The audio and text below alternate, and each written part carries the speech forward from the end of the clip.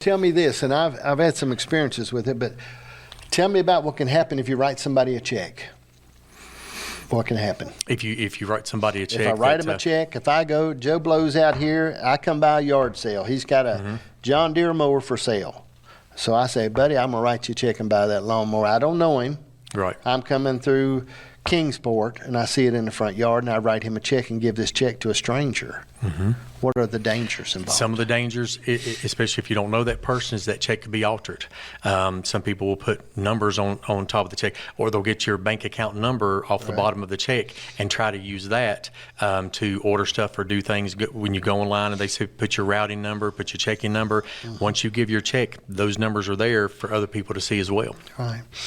This is what happened to us. We had and the bank really was good to us, and they took care. But anyway, I'd wrote a check for like $800, okay, for some T-shirts and some things that we'd bought. So anyway, well, the people called me from the company and said, when are you going to pay the bill? I said, we sent you a check. We never got a check, okay? So I go back. The check comes back to the bank for $1,800, okay? They whitewashed the check. Okay, with acetone. Right. Whitewashed it, sent it back through. Then, like that, we only had check number like 500 in this account. We didn't use the account a lot. Then the bank called me 2 or 3 days later and said, "Did you write a check for $4,000? Check number 1592 or something?" I said, "No." Well, we thought you didn't, so we stopped it when it come through.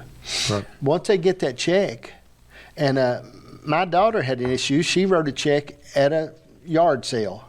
People we knew, the guy that worked for us, his wife, and turned around and wrote a check for these boots or something she bought.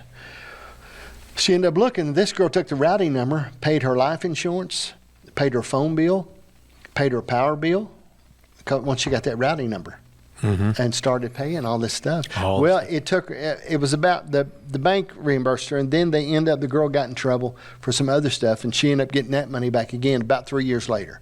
Worked around on it. But I mean, yeah, and banks are getting very good about trying to help people not give away their money, helping people when something does happen. So I tell people, let your bank know if you think there's anything suspicious.